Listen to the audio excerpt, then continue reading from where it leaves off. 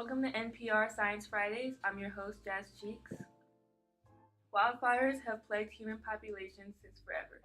But with our warming earth and changing climate, new issues have presented themselves with how we prevent fires from harming us and our property. More and more people are living in areas at higher risk for fires, while at the same time, fires are increasing in size and intensity. While this may seem like a one-sided issue, there is current debate as to how to handle this plaguing issue. Forest experts are discussing whether it is best to continue the practice of fire suppression, simply putting the fire out as quickly as possible, or to instead focus on fire management, which is to allow fires to continue burning basically.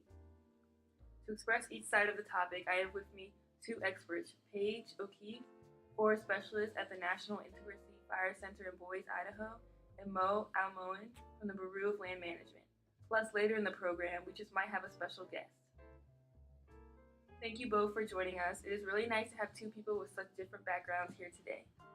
Hello, Ms. Cheeks and Mr. Almoen. Thank you for inviting me. It is so nice to have the opportunity to talk about fire suppression and its impact on the environment. I feel we need to raise awareness about the correct human reaction when a forest fire occurs.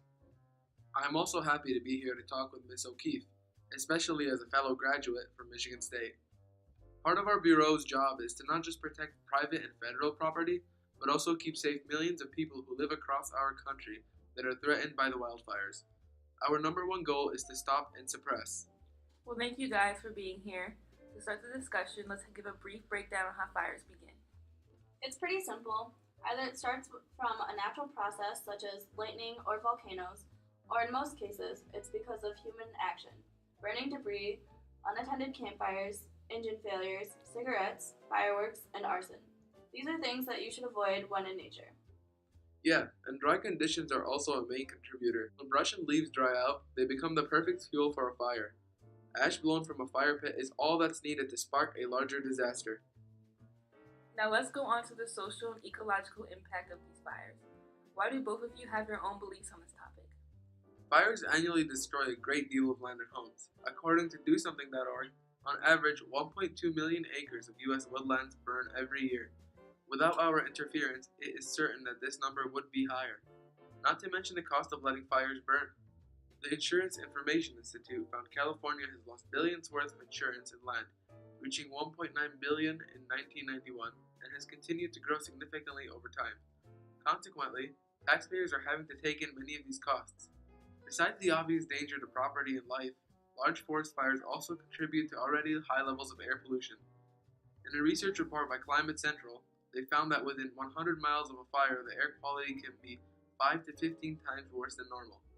One component of fire smoke is fine particles that are a serious threat to human health.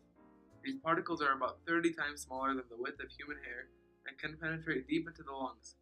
This causes respiratory problems in the elderly, children, and people sensitive to air quality. By quickly suppressing fires, we can keep these fine particles out of the air and protect civilians' health. Those are some very fine points made and cover one of the most important aspects to handling wildfires. Except at the NIFC, we also believe that supporting the natural process of the environment will overall provide stronger, more resilient fires that will be advantageous to all living creatures. We care very deeply about protecting human life. No natural resource is greater than that. But when a population is safe, we need to look at the situation and determine if it's smarter to let the fire burn than actively putting it out. Federal agencies have already noted that total suppression is not the way to go. It has already been found that fires increase the diversity of plants, support some animal species, and overall become more resistant to future fires. For example, a long-term study in Yosemite National Park has found that water retainment can also be increased by the clearing of trees from a fire. Basically, we get increased stream flow, increased downstream water availability, and increased soil moisture, all of which benefit the ecosystem and even cities nearby. The bottom line is, the current fire suppression policy needs to be reevaluated and updated to match the research that has been done on fire impact to environments. If we want to keep from having catastrophic forest fires, we need to let the mild ones burn. It is really interesting listening to both of your points on this problem. Recent trends show that wildfires are becoming much more likely and more intense. We're also seeing continued human growth in the areas where the threat is high for fires, making it more difficult for protecting these properties, which also makes it hard to allow fire to naturally burn. With the annual budget for fire protection constantly increasing, what type of solutions do we have for these problems? What sort of plan would you propose to the government as a way to move forward? Well, first, I'd like to bring in our special guest, Smokey the Bear, to remind us on some of the practical ways to keep fires from starting. Smokey? Hey guys, it's great to be here today. So, Smokey, what is it that you wanted to share with our audience? Our natural environments and parks are a great place to visit. To keep them safe, we need to all remember a few simple rules. Number 1, when it's dry, keep from burning anything. You could get in trouble with the police if you do. Number 2, make sure you're up to date on the latest weather conditions. Number 3, never use flammable materials.